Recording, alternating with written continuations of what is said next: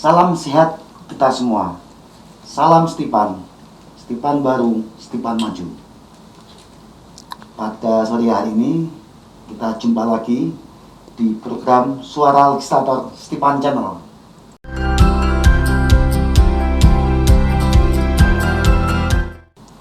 Stipan Channel merupakan channelnya Sekolah Tinggi Ilmu Pemerintahan Abdi Negara atau dikenal dengan Stipan sebagai sekolah kader NKRI.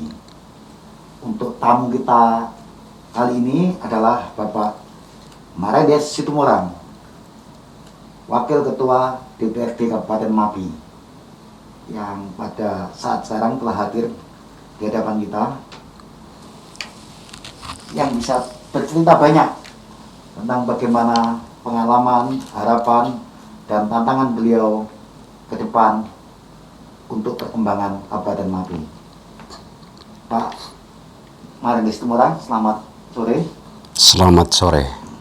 Nah, sebagai anggota Dewan, bagaimana Bapak menilai kemajuan pembangunan Mapi saat ini, khususnya terkait dengan pelayanan publik? Baik, terima kasih. Saya sedikit perbaiki tentang nama saya ya. Marandus Situmorang. Marandus. Ya. Terima kasih atas pertanyaan itu, bahwa berkaitan dengan kondisi pembangunan yang berada pada titik ini di daerah kami Kabupaten Mapi secara khusus, tentunya pertanyaan ini sebenarnya pertanyaan yang mudah tapi sulit untuk dijawab. Tapi kami akan mencoba untuk bisa membagi bersama kepada kita semua, bahkan kepada pemirsa juga,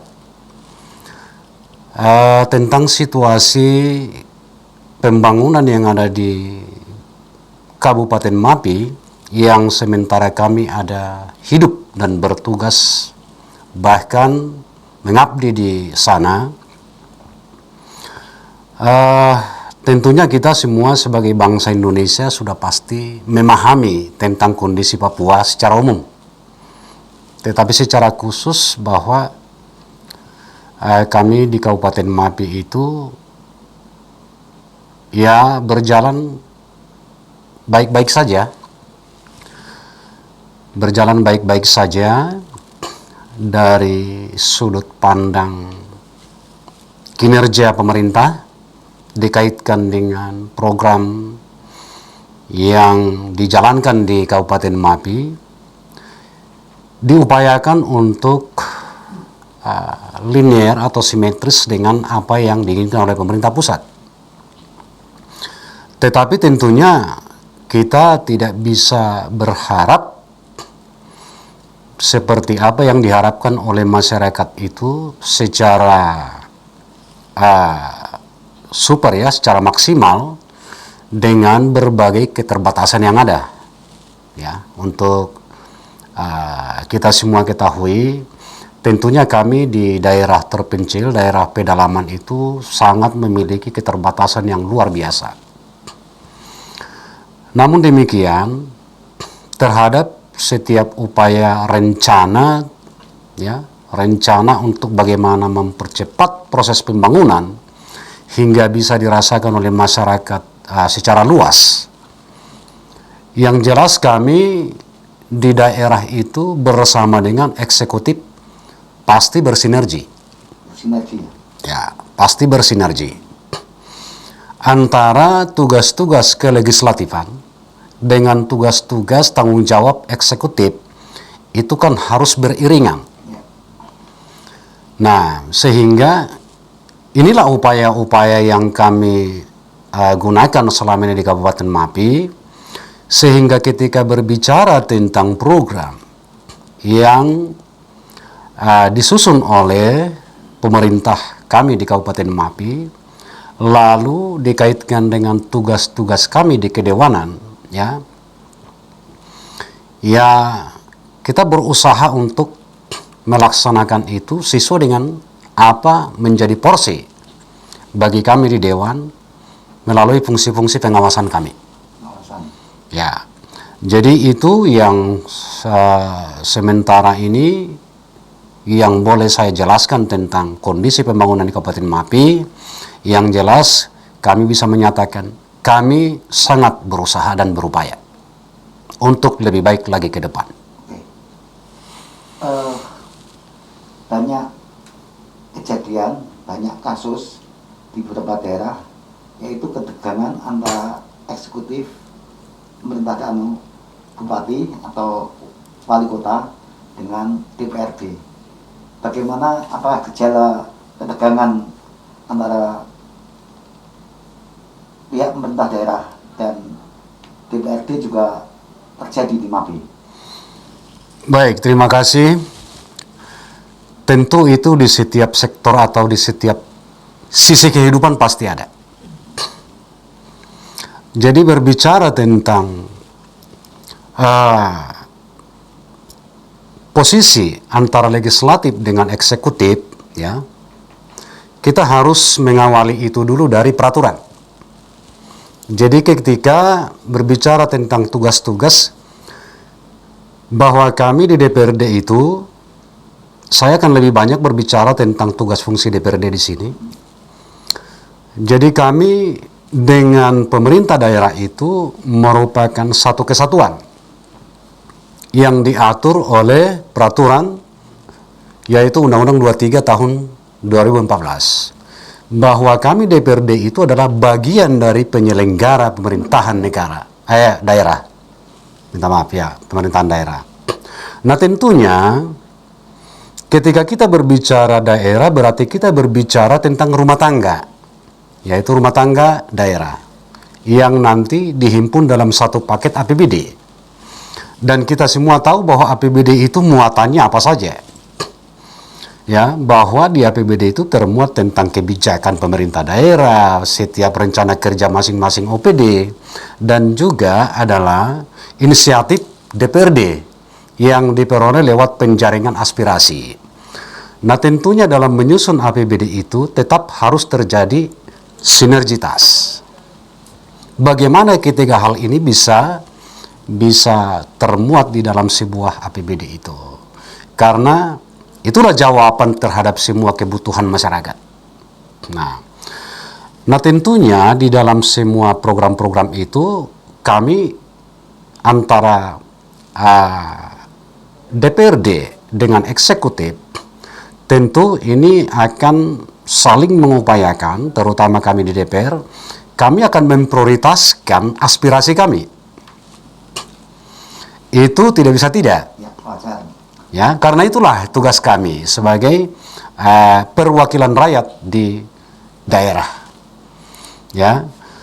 Nah, sehingga ketika di dalam mengupayakan aspirasi yang kami peroleh dari masyarakat kami untuk bisa tertampung di APBD itu, terkadang ada singgungan-singgungan di situ. Tetapi itu tidak menjadi masalah. Itu tidak menjadi masalah, ada namanya lobby politik. Bagaimana setelah itu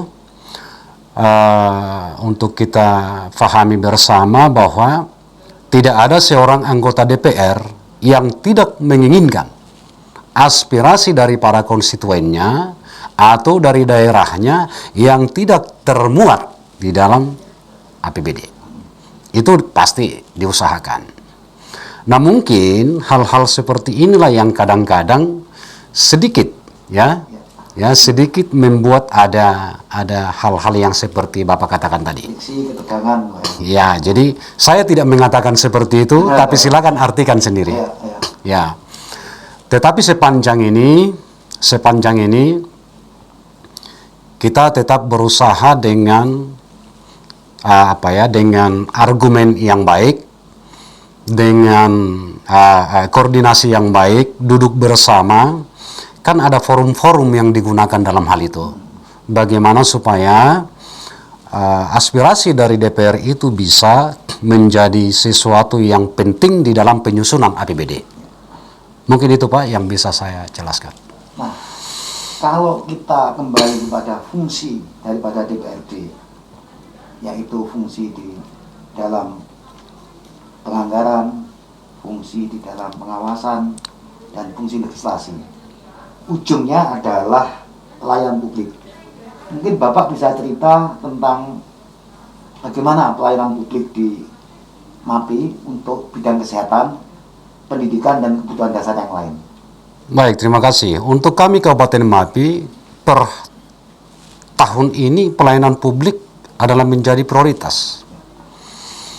Ya, itu menjadi prioritas pelayanan publik itu menjadi sebuah akses yang dimiliki oleh pemerintah daerah di tengah-tengah menjalankan program yang sementara saat ini kita dilanda oleh COVID, ya, dan itu sudah menjadi salah satu instruksi dari atas, ya, dari pemerintah pusat lewat PMK Kementerian Keuangan, bahwa bagaimana tentang mengedepankan pelayanan publik terkhusus di kesehatan. Ya, itu tetap menjadi prioritas. Segala kegiatan yang ada di kesehatan itu, kami dari DPRD itu tetap mendukung itu secara 100%. Full mendukung. Ya, karena itu menjadi bagaimana kita mau hidup kalau tidak sehat. Ya, gitu Pak. Mungkin begitu yang kami bisa sampaikan. Untuk bidang pendidikan dan dasar lain, sementara ini belum diutamakan untuk kesehatan dulu, Pak. Ya, ada dua hal di OPD itu yang tetap harus hal yang sangat penting, ya, yang tetap dipelihara, bahwa termasuk di samping kesehatan adalah juga pendidikan. Ya, jadi dua bidang ini sangat saling berkaitan, ya, dan kesehatan dan pendidikan ini merupakan salah satu program pemerintah yang memang ada kaitannya dengan COVID. Ini tidak terlepas, ya, sehingga kami di daerah, ya, tetap juga untuk harus bagaimana memprioritaskan dua bidang ini, yaitu kesehatan dan pendidikan. Kami tidak meleset dari itu. Kesehatan dan pendidikan. Ya. Terus untuk kebutuhan dasar yang lain, bagaimana hasil pengawasan Bapak? Kebutuhan dasar yang lain, Ya. ya, saya kira ada hal-hal prioritas dan ada juga hal-hal yang harus diseimbangkan. Ketika kita berbicara tentang hal-hal mendasar yang lain, tentunya tidak serta-merta meninggalkan hal itu. Ya, tidak serta-merta meninggalkan hal itu. Di dalam pantauan kami, dari sisi pengawasan kami tentang Kabupaten MAPI, kami merasa bahwa, melihat bahwa berjalan dengan wajar, ya, berjalan dengan sesuai dengan apa yang sudah diinstruksikan oleh pusat.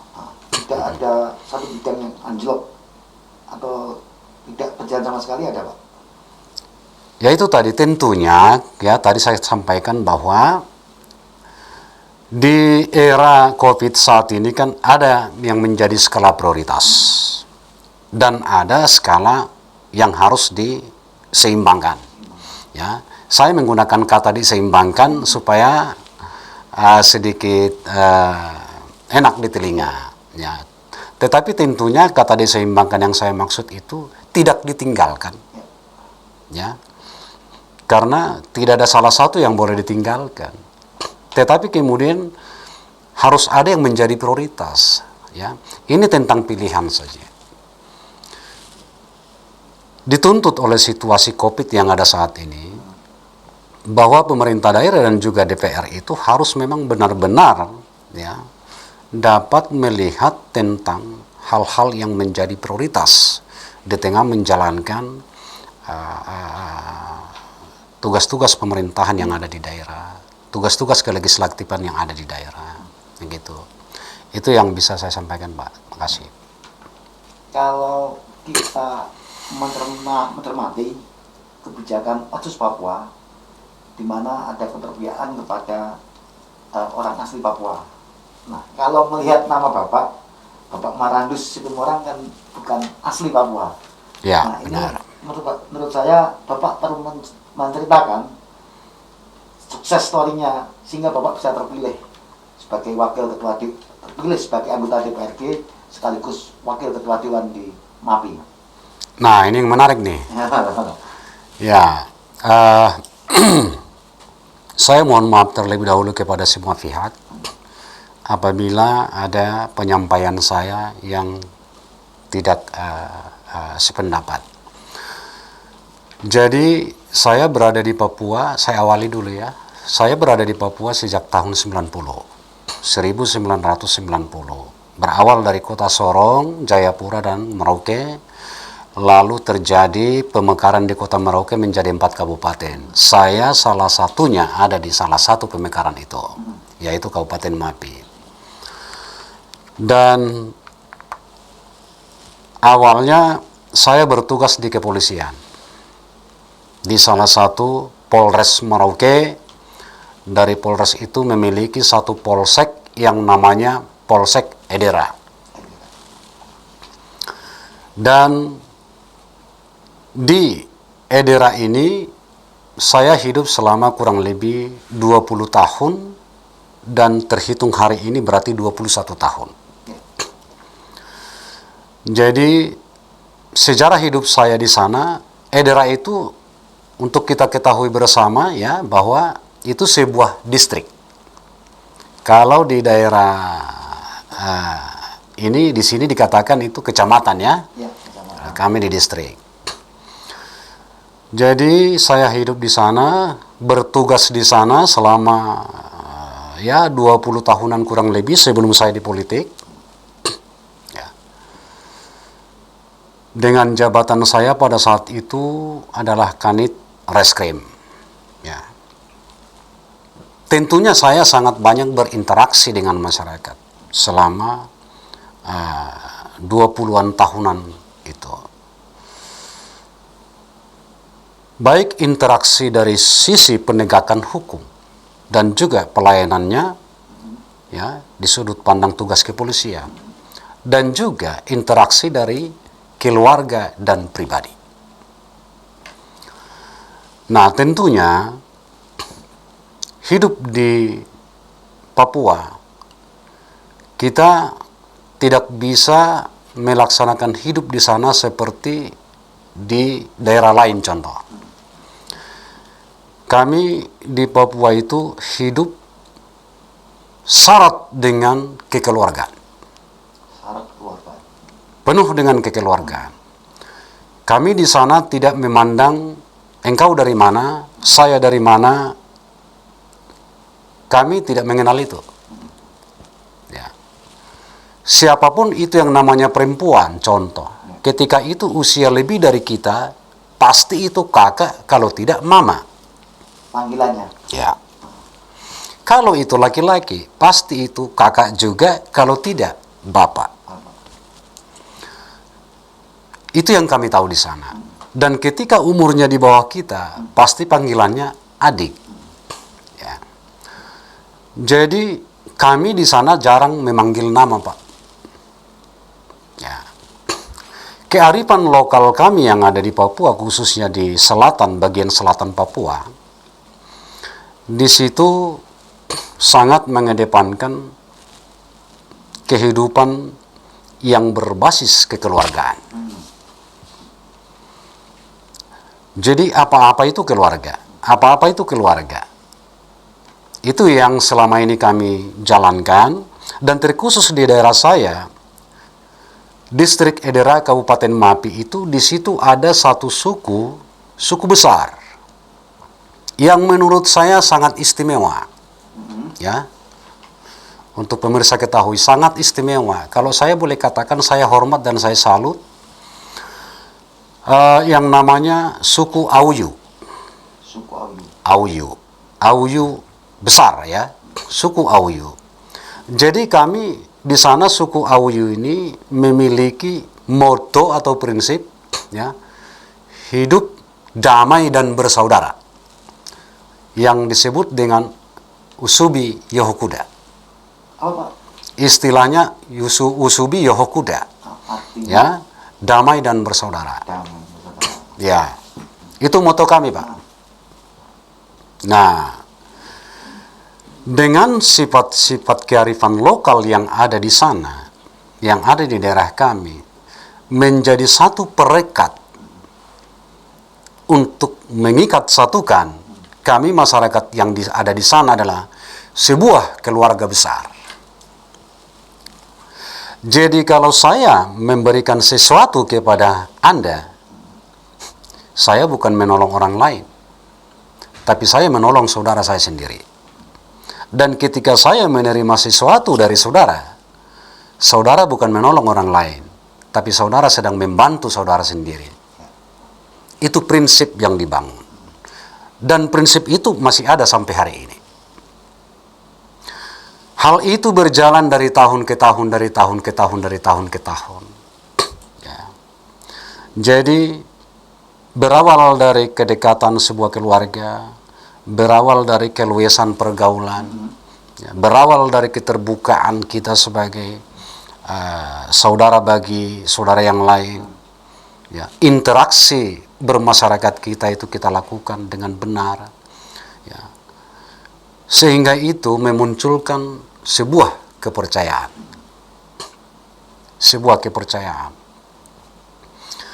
lalu di tengah-tengah kehidupan itu ada saudara-saudara yang menyampaikan kepada saya, anak, kakak, adik, bapak, coba-coba untuk ke politik. Semakin sering itu disampaikan, semakin sering disampaikan kepada saya, yang awalnya tidak terpikirkan. Ya, awalnya sama sekali tidak terpikirkan. Agak sulit saya bayangkan itu, karena basic saya di kepolisian. Tetapi karena kata, kalimat yang disampaikan lewat cerita-cerita, lewat cara-cara yang baik, lalu mulai terpikirkan. Dan setiap saat, setiap hari, saudara-saudara datang untuk berbicara, menyampaikan, dan akhirnya saya terima. Lalu saya mencoba menyampaikan kepada pimpinan saya di kepolisian, lalu kemudian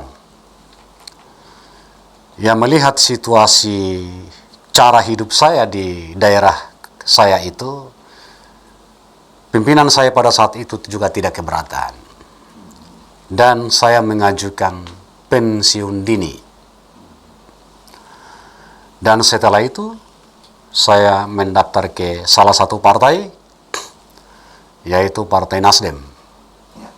Dan kemudian saya ikut menjadi salah satu calon DPR di periode 2019 hingga periode 2024. Dan pada akhirnya, saya menjadi seorang DPRD untuk kabupaten kami tercinta, yaitu Kabupaten Mapi.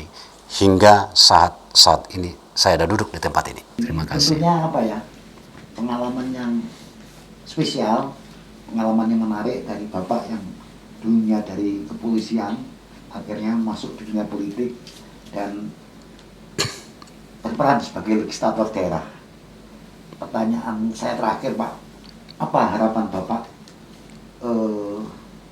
ke depan tentang peran dan fungsi legislator yang ideal? Baik, terima kasih. Seseorang yang menjadi idaman dari masyarakat bisa menjadi seorang legislator yang ideal. Tentunya tidak segampang mengatakan itu dengan bibir mulut kita. Harus penuh dengan perjuangan. Itu yang pertama dulu. Ya. Saya awali dari niat. Ya. Niatan seseorang. Ya. Motivasinya apa? Saya berharap ketika seseorang ingin menjadi seorang legislator, mulailah niat dengan baik. Termotivasilah dengan baik.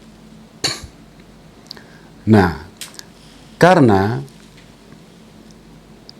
di dalam tugas-tugas DPR ini ada banyak hal nanti yang akan menggoda kita. Hal-hal duniawi pasti akan menggoda kita. Ya. Sehingga sebelum kita ada di situ, kita harus pastikan dulu bahwa niat kita adalah untuk apa.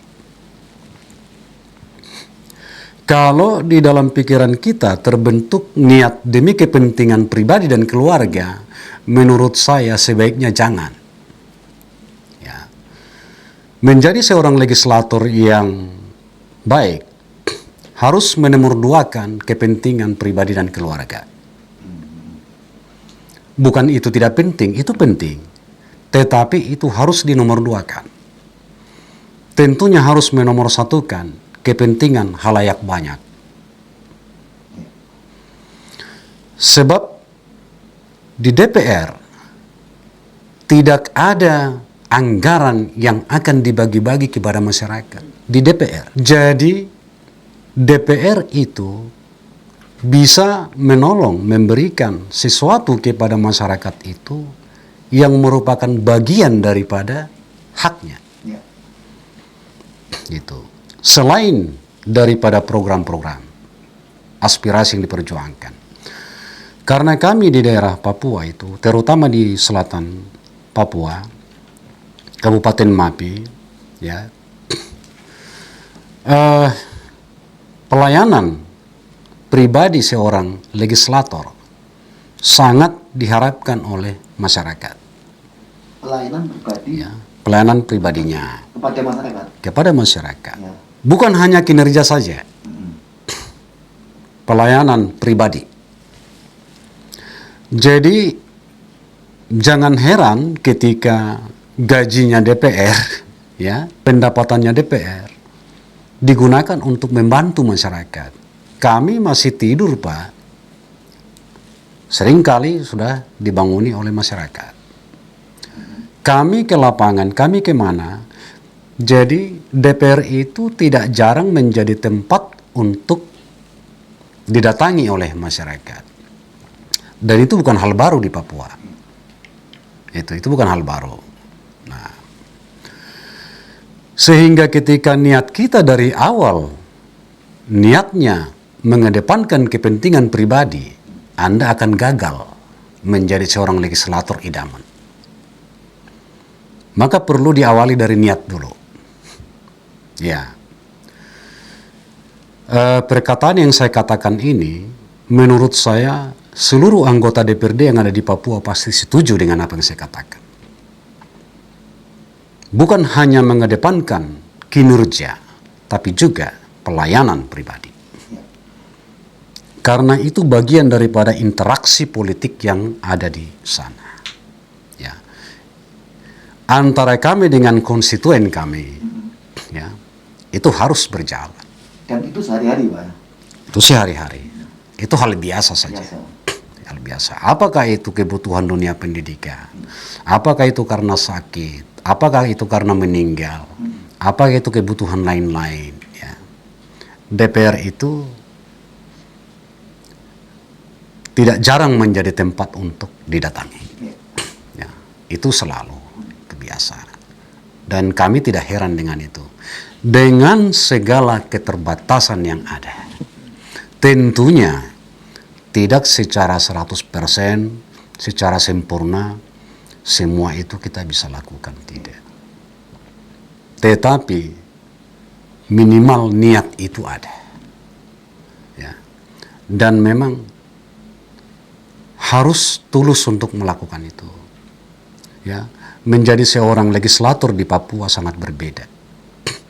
Karena itu kami bangun hubungan kami yang ada di sana itu adalah berbasis kekeluargaan dan persaudaraan. bukan berbasis yang lain-lain. Itu yang sementara kami alami dan kami rasakan sendiri. Dan saya berterima kasih sekali siapapun yang akan menonton acara ini, melihat acara ini. Ini gambaran yang bisa kami jelaskan untuk acara ini, supaya bisa dipahami kondisi Papua yang sebenarnya. Dan saya berpesan bahwa Papua yang dipikirkan oleh banyak-banyak di luar, saya berani mengatakan bahwa Papua tidak seperti itu. Papua itu adalah tempat yang sangat damai. Ya. Papua itu adalah tempat untuk orang yang berpikiran baik. Papua itu adalah tempat untuk orang-orang yang mau hidup bersama. Ya. Dan di Papua sana adalah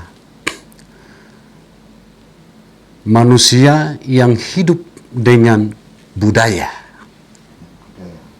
Ya. Hidup dengan budaya, syarat dengan budaya. Ya. Sehingga siapapun yang datang ke Papua sebaiknya harus siap untuk hidup berdampingan. Ya. Meninggalkan segala perbedaan. Ya. Ya. Saling menghormati antara suku maupun etnis. Saling menghargai antara sesama pemeluk agama. Karena Papua tidak mengedepankan perbedaan. Kami di sana menganggap bahwa setiap perbedaan itu merupakan satu kekayaan yang harus dijunjung bersama. Cara hidup seperti itu yang mungkin bisa menjaga kebinekaan yang ada di sana. Ya. Karena isu-isu yang beredar saat ini di luar Papua beragam-ragam, bermacam-macam. Ada yang negatif, ada yang positif. Tetapi dari acara ini saya ingin mengatakan bahwa Papua adalah tempat damai. Mungkin itu yang saya bisa sampaikan. Terima kasih. Para pemirsa sekalian, ada kata kunci bahwa persepsi khalayak yang melihat bahwa di Papua banyak persoalan, tapi sebenarnya adalah tempat yang damai dan tempat orang yang sangat kekeluargaan. Itu mungkin salah satu kunci, kata kunci dari yang disampaikan oleh Bapak Wakil Ketua Dewan tadi. Saudara sekalian, mungkin pelajaran yang bisa kita peroleh dari yang disampaikan Pak Marades Situmorang tadi adalah bagaimana peran-peran legislator yang punya ciri khas kearifan lokal bisa berjalan seiring dan bisa memandu jalannya penyelenggaraan pemerintahan bersama-sama dengan eksekutif. Itu makna dibalik apa yang disampaikan oleh Pak Situmorang tadi tentang penyelenggaraan pemerintahan daerah di MAPI.